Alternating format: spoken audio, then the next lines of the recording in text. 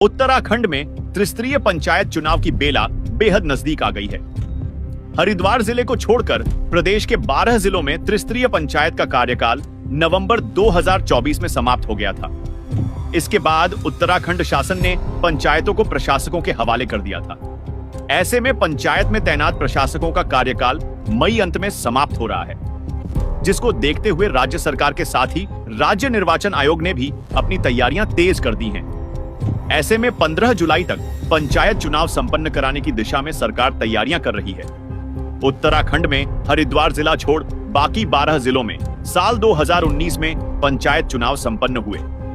ऐसे में पंचायतों का कार्यकाल 28 नवंबर, 30 नवंबर और 1 दिसंबर को समाप्त हो गया था। लेकिन चुनाव ना हो पाने की स्थिति में शासन की ओर से पंचायतों में अगले 6 महीने में लिए प्रशासक बिठा दिए गए।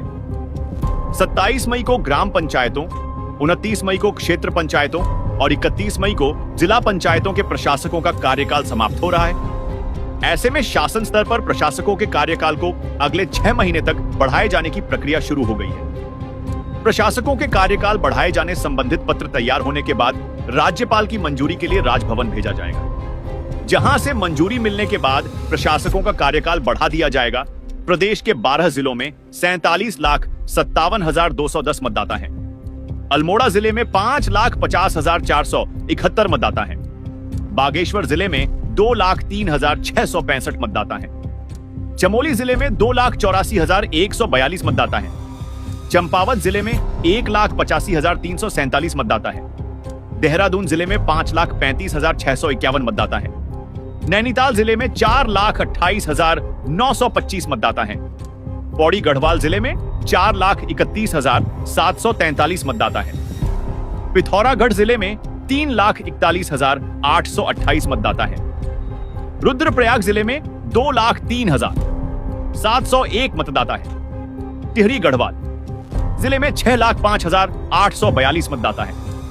ऊधम सिंह नगर जिले में 7,43,756 मतदाता है। उत्तरकाशी जिले में 2,42,139 मतदाता है। मतदाताओं का यह आंकड़ा 20 मई 2025 तक का है। भले ही उत्तराखंड शासन प्रशासकों का कार्यकाल अगले 6 महीने के लिए बढ़ाए जाने को लेकर कसरत शुरू कर दी हो, लेकिन राज्य सरकार 15 जुलाई तक चुनाव प्रक्रिया संपन्न कराने की दिशा में भी काम कर रही है। इसी क्रम में प्रशासकों का कार्यकाल समाप्त होने से पहले ही उत्तराखंड पंचायती राज संशोधन अध्यादेश 2025 और ओबीसी आरक्षण अध्यादेश को राजभवन से मंजूरी मिल गई है। ऐसे में अब पंचायत चुनाव के मद्देनजर शासन पदों का आरक्षण निर्धारित करने की प्रक्रिया शुरू करने जा रही है, जिससे जल्द से जल्द आरक्षण निर्धारित करते हुए जून महीने में चुनाव की अधिसूचना जारी की जा सके।